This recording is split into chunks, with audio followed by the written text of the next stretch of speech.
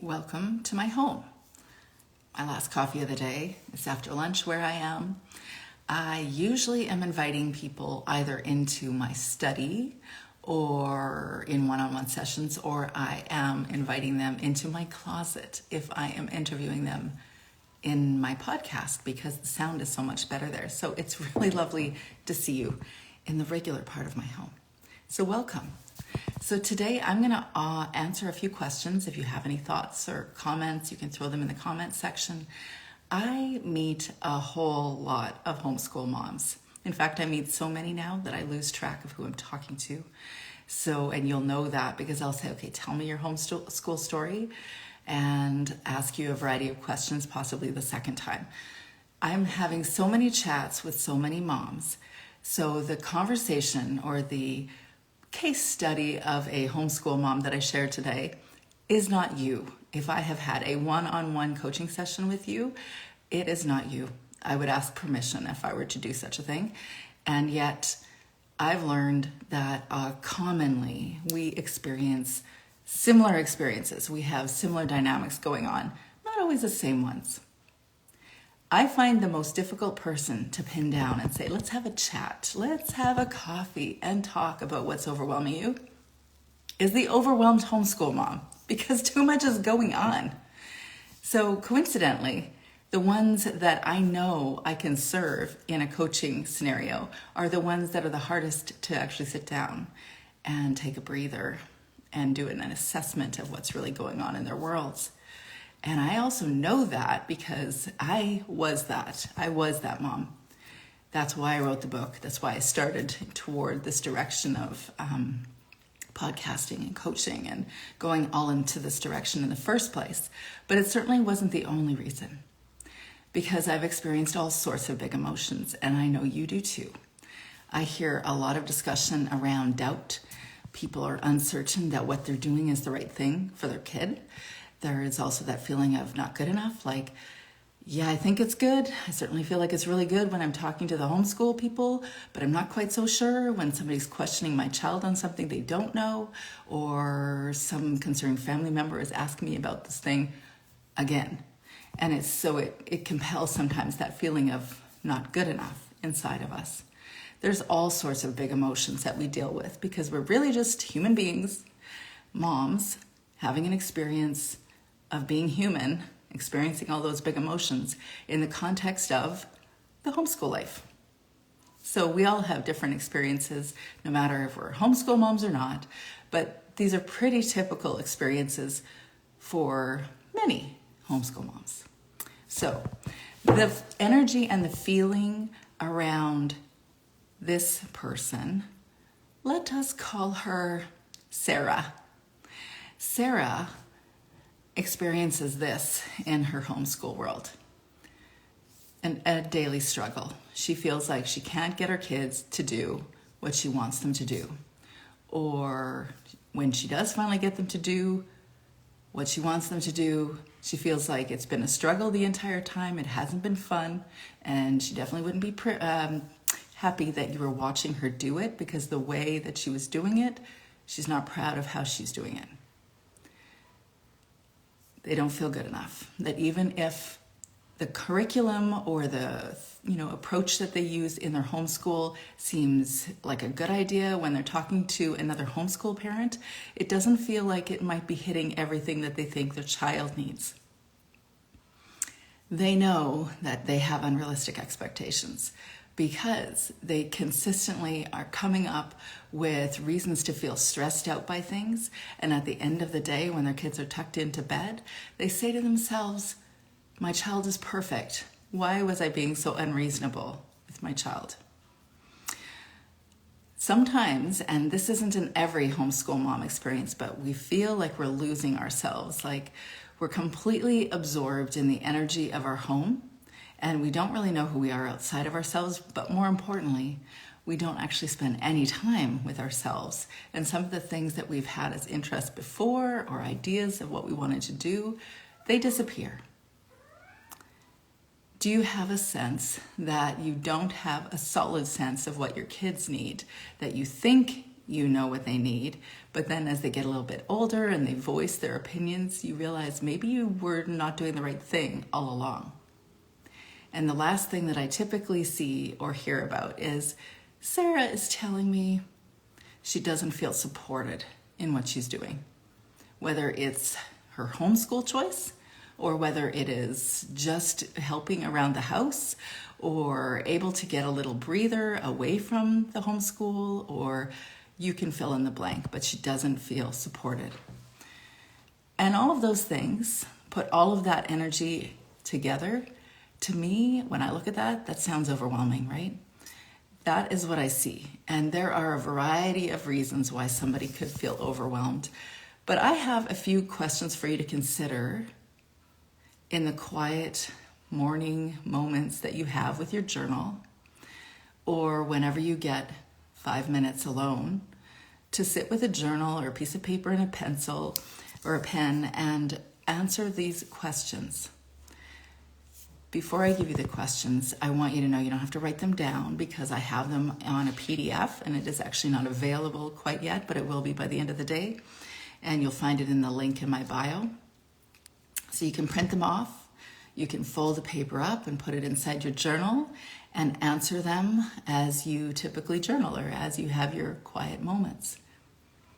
And if you aren't doing that already, I know that not everybody loves to journal, but journaling is a form of self-awareness.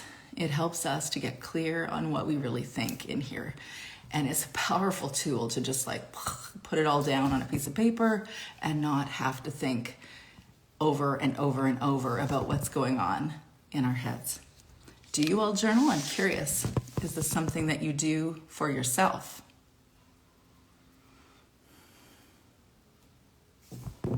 So something that I've been doing for a very long time, probably since I was 7, actually.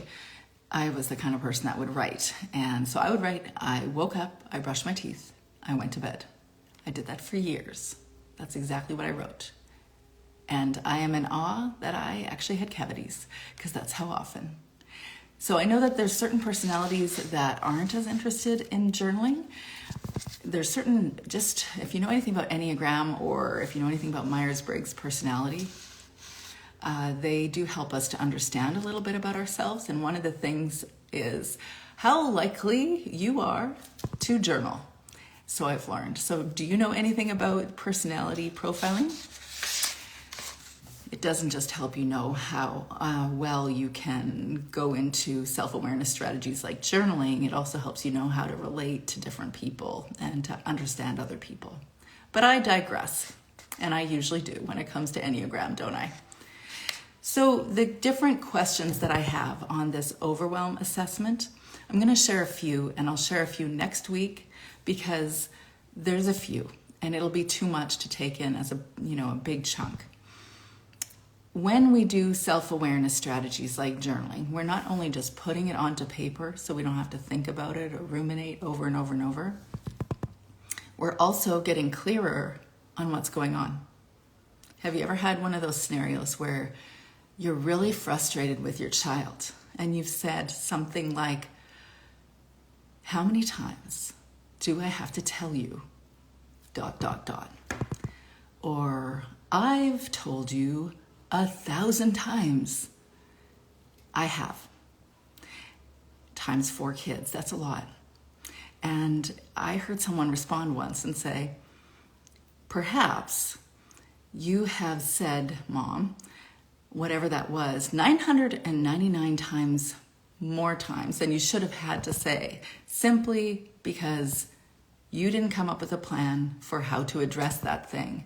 That maybe it's not just about your child doing that annoying behavior or unhelpful behavior over and over and over, but maybe it's also because we didn't come up with a plan to figure out what to do in that scenario. It certainly hit home for me. Sometimes it still does. I catch myself realizing that, why am I locked into this power challenge or struggle right now? Again, because it looks just like it did yesterday or last week. And you know how you're going to be able to get clarity on that? Is to write it down, to start writing things down.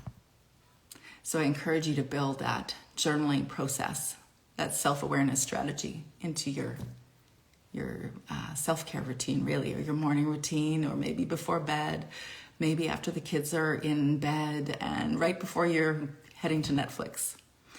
So here's what I'm going to ask you. If you are the mom who does feel like a whole bunch of emotions right now, and maybe you can't even figure out exactly what's going on, just incorporate a 5-minute daily journal habit and write down what you feel.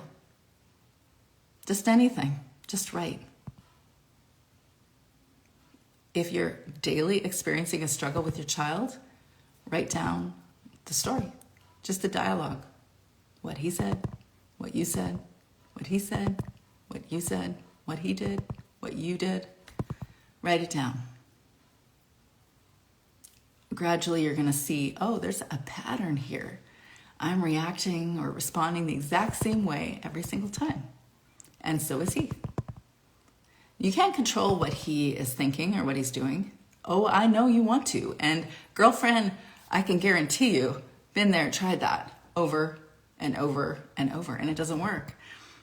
It doesn't work to try to control somebody else, but you can actually theoretically control yourself. Now, give me a minute here to explain that, because actually, in the moment, we actually have a really hard time controlling ourselves, because there's parts of our brain that are just on fire and reactive, and those aren't the times to try to get some clarity or try to control ourselves. It's building those self-awareness strategies, those moments where you are journaling or with me one-on-one talking about what was actually happening in that moment. What did he say? What did you say? Back and forth. And as you do this over and over, you're going to start to recognize the pattern.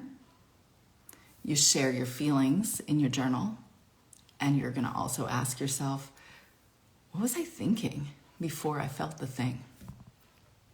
What was it that I was experiencing as he was saying the thing? How am I receiving it? How have I experienced it before? Where did I first experience that? Gradually, you're going to get clarity on what's going on. Okay, so for the mom who feels a whole lot of feelings right now, who feels the energy of how I described Sarah in the beginning of this live, I want to encourage you to ask yourself a few of these questions in the overwhelm assessment. And remember, you don't have to write it down. You can actually access it in the link in my bio by the end of this day. The first thing is, what do you want for yourself? What do you need right now? What do you want in your relationships?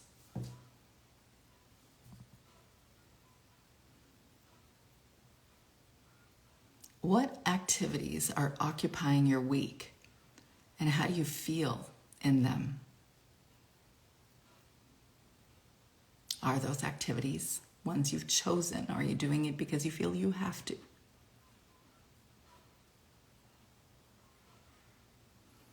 Tell me how you got to this place in your life of overwhelm, of feeling all the feelings that you're feeling.